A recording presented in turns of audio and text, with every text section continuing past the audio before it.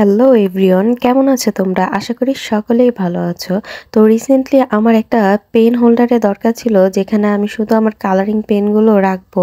তো আমি চিন্তা করলাম সেটা শপ থেকে না কিনে কেননা ঘরেই তৈরি করা যাক। তো আজকের ভিডিওতে আমি তোমাদের সাথে সেটাই শেয়ার করব। তো চলো ভিডিওটি শুরু করা যাক। পেন হোল্ডারটি বানানোর জন্য তোমাদের একটি কৌটার প্রয়োজন, যেটা রাউন্ড বা স্কোয়ার শেপে যেভাবেই হোক না কেন। তোমরা ইচ্ছে করলে বোতল নিতে পারো বা যে কোনো জার, গ্লাসের জার এগুলো নিতে পারো। তো আমার ঘরে এরকম ল্যাকটোজেনের অনেকগুলো কৌটা পড়েছিল, যার থেকে আমি একটি কৌটা নিয়ে নিলাম। প্রথমেই আমি এখানে জেসো অ্যাপ্লাই করে নেব। তোমরা চাইলে যে কোনো হোয়াইট অ্যাক্রিলিক কালার ইউজ করতে পারো। আর এই জেসোটা দেওয়ার পরে আমি যে কোনো পেন্টিংই ভালোভাবে করতে পারো, সেই পেন্টিংটা ফুটে উঠবে। তাই চলো আগে আমরা জেসো অ্যাপ্লাই করে নিই।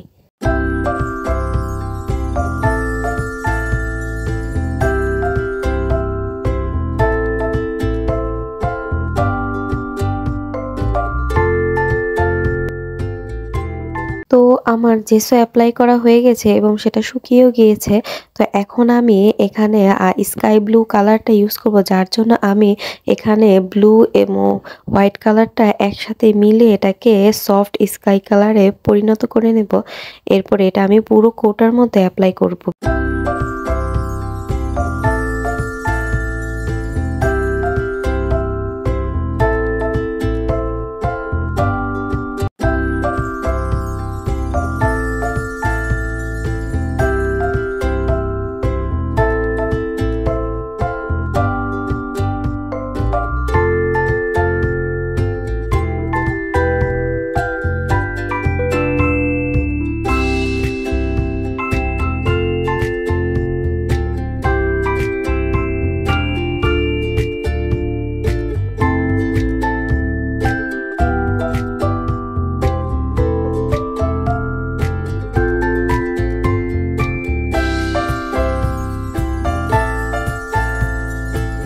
আমার এই রংটা অ্যাপ্লাই করা শেষ। এখন আমি এটা শুকানোর জন্য আমার এই ট্রাইপডের ওপরে এটাকে এভাবে রেখে দেব। তোমরা যে কোনো কিছুতেই এভাবে উল্টিয়ে রেখে দিতে পারো, এভাবে এটা জলদি শুকিয়ে যাবে আর কোথাও রং লাগবে না।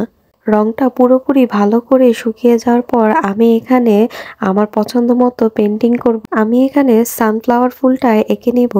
এখানে আমি সাদা রংটাকে চিকন তুলির মাধ্যমে এভাবে এভাবে করে জাস্ট বসিয়ে নিচ্ছি, আর মাঝখানে আমি ইয়েলো কালারটা ইউজ করব। ব্যাস, আমাদের পেন্টিংটা একদম সিম্পল এবং সহজ হয়ে যাবে। তোমরা যে কোনো ফ্লাওয়ার ইউজ করতে পারো এর জন্য, বা অন্য কোনো পেন্টিংও করতে পারো। এখানে আমার পেন্টিংগুলো শুকিয়ে গিয়েছে। এখন আমার যে লাস্ট স্টেপটা আছে সেটা হচ্ছে ভার্নিশ করা আর এটাকে ওয়াটারপ্রুফ বানানো। তো আমি এখানে এই স্প্রে ভার্নিশটা ইউজ করব। তোমরা চাইলে গ্লুর সাথে পানি মিশিয়ে সেটাও ইউজ করতে পারো। আমি প্রথমে এই ভার্নিশটাকে ঝাঁকিয়ে তারপর দূর থেকে, কাছ থেকে নিলে এটা বেশি গাঢ় হয়ে যাবে। তো দূর থেকে আমি এক নাগাড়ে স্প্রে করে যাব। আর সবচেয়ে ভালো হয় নিচে আপনারা কিছু ইউজ করুন, কারণ স্প্রেটা না হলে কাপড়ে বা অন্য জায়গায় লেগে যাবে। তো আমি পুরোটাকে ভালো করে স্প্রে করে নেব।